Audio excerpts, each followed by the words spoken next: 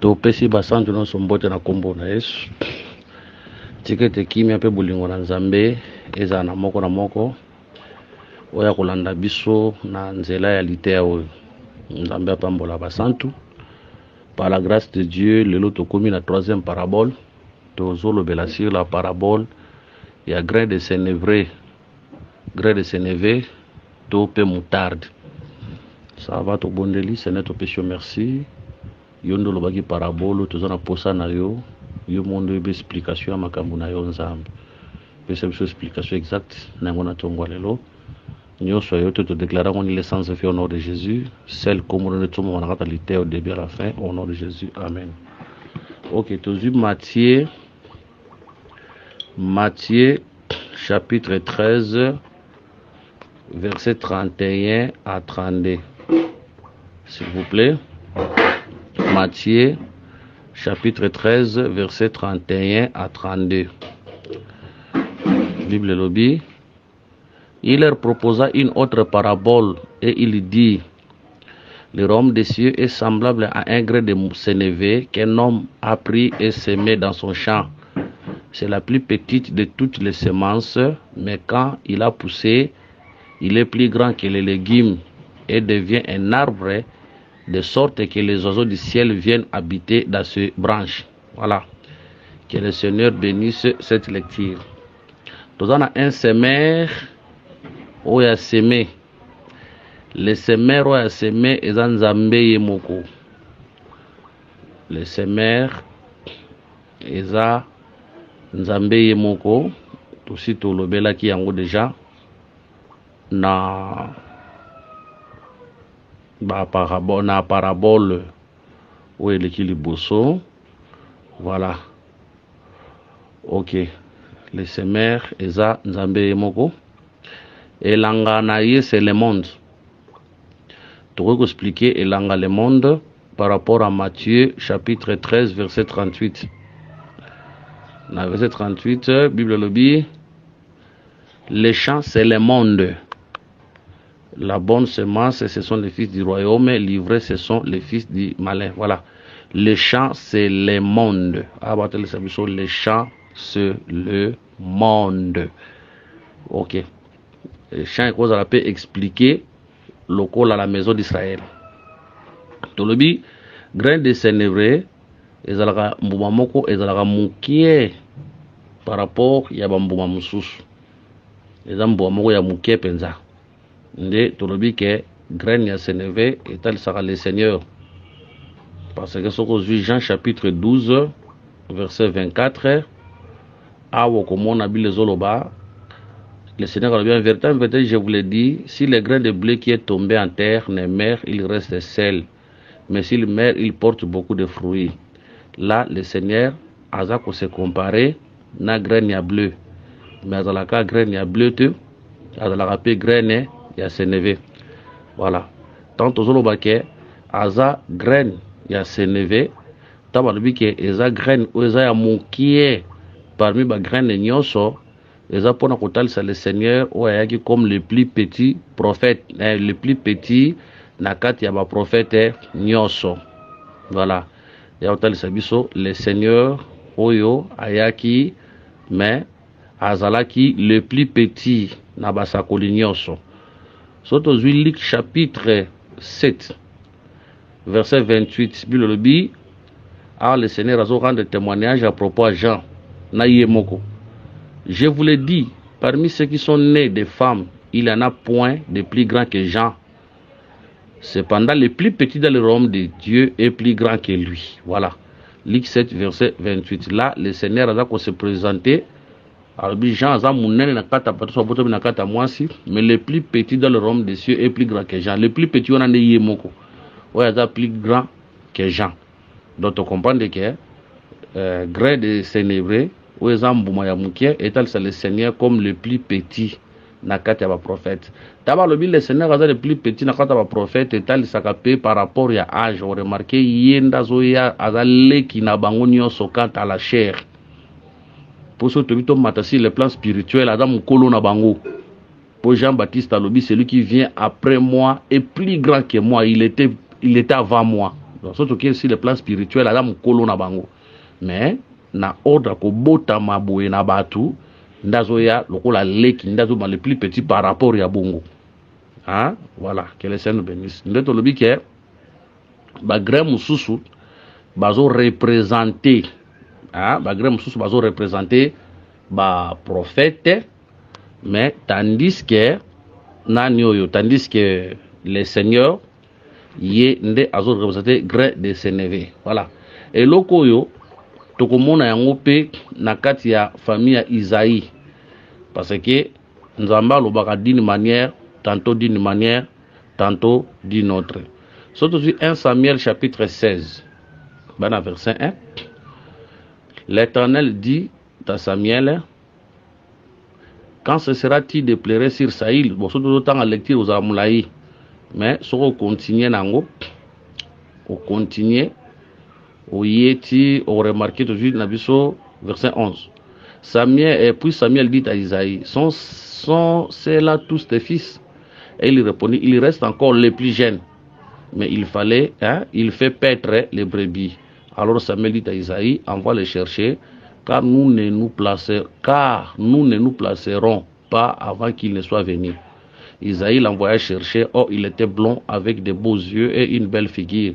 L'Éternel dit à Samuel, lève-toi où elle est, car c'est lui. Samuel prit la corne d'huile et éloignit au milieu de ses frères. L'esprit de l'Éternel saisit David à partir de ces jours, et dans la suite, Samuel se leva et s'en alla à Rama. Voilà, que le Seigneur a pas l'écriture. Maintenant, ce que tu suis dans 1 Samuel, tu continues dans 1 Samuel chapitre 17, au bandit dans verset 1, au Keneti, au Kiti na épée, tina verset 58, soit au Banda, na verset 12, tina 58. Voilà. Vous remarquez que David, il était le plus petit dans ta famille, avec le plus petit. Mais, bayane boa mikolo, bakokende bitumba, liboso ya Goliath, ensemble na Saïl, bakozala incapable de renverser Goliath. Mais David doit être le plus petit. Yende tangwakoya, yende mutokende ko renverser Oezalaki Goliath. Donc David a expliqué bisopé grain de sénévé. Par exemple, on a Esaïe dans la Bible, mais tu auras des exemples. Deuxième exemple, tu as un Juge chapitre 6. Juge chapitre 6, tu verset, s'il vous plaît, Nazo Luka. Tu vas verset 11. Puis l'ange de l'Éternel, vint l'ange de l'Éternel et il s'assit sous le térébinthe d'Ophra, qui appartenait à Joas de la famille d'Abiezer. Gédéon, son fils, battait du froment au pressoir pour le mettre à l'abri du Madian. L'ange de l'Éternel lui apparaît et lui dit, l'Éternel est avec toi, vaillant héros. Gédéon Nakiti Nazui, verset 14. L'Éternel se tourna vers lui et dit, va avec cette force que tu as et délivre Israël de la main des Madian. N'est-ce pas moi qui t'envoie? Gédéon lui dit, ah mon Seigneur, avec quoi délivrerai-je Israël? Voici ma famille est la plus pauvre à Manassé et je suis le plus petit de la maison de mon père. Donc mon avis le balé. Gédéon qui pauvre. Ensuite, Gédéon qui le plus petit dans la maison de son père. La pauvreté de Gédéon, les a expliqué dans 2 Corinthiens chapitre 8 verset 9. Car vous connaissez la grâce de notre Seigneur Jésus-Christ, qui pour vous s'est fait pauvre, de riche qu'il était, afin que par sa pauvreté, vous fissiez enrichis.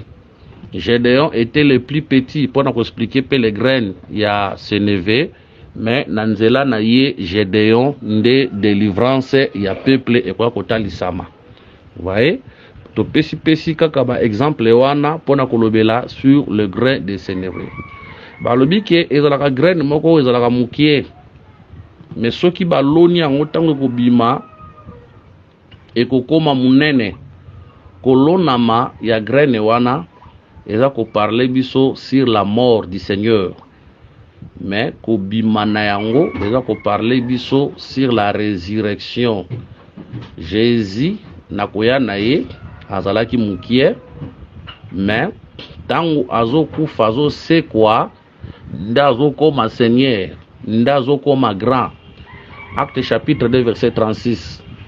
Que toute la maison d'Israël sache donc avec certitude que Dieu a fait Seigneur et Christ, c'est Jésus que vous avez crucifié.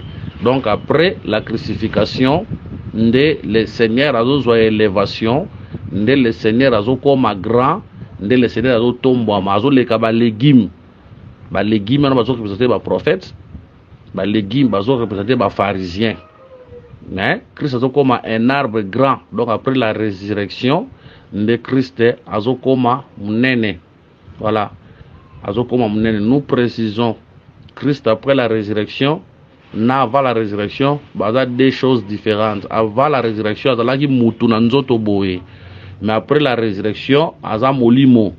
Aujourd'hui, nous ne connaissons personne selon la chair. N'engue frère Paul abina mukanda corétien. Notre on a posé la photo te que mon photo à Christ et yango.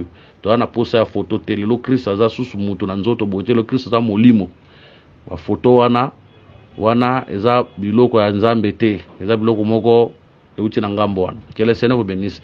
Babiki tangu nzete wana ezokola azobimisa ba branche pe bandeke bazwa koya kovanda na se ya ba branche na ye. Voilà. Tangu nzete akoli akomi munene abimisi ba branche pe bandeke baye kovanda na se ya ba branche na ye. Tozwi na écriture en Matthieu 13 31 32 31 32. Il a proposé une autre parabole. Il a dit: le royaume des cieux semblable à un gré de sénévé qu'un homme a pris et semé dans son champ. C'est la plus petite de toutes les semences, mais quand il a poussé, il est plus grand que les légumes et devient un arbre, de sorte que les oiseaux du ciel viennent habiter dans ces branches. Voilà. Tango azo sekwa azo bimana ba branche. Bandeke bazoya bakovanda na se ya ba branche na yewan. Voilà. Les branches ici vont représenter les ministres de l'évangile. Les branches vont représenter les ministres. Et si kabandeke bazoya kovanda les branches là. Parce qu'aujourd'hui Christ au monde a été. Christ aujourd'hui a représenté les ministres. Christ lelo a représenté Nanzela ba ministre. Donc batei quoi, les apôtres, les docteurs, les prophètes, les pasteurs, les évangélistes nde esika oyo le peuple bazoya kovanda po na kozwa repos. Donc tolobi Christ aujourd'hui a une habitation. Parce que bandeke bazoya kovanda wana. Tozo préciser que ndeke azalaka avanda kana likolo ndeke avanda kana mabelete, ndeke avanda kana likolo. C'est pour dire que c'était un être céleste. Et après, on a sabiso, peuple céleste, peuple Anzambe. Avant la mort de Jésus, tout là qui n'a place à Kofandate.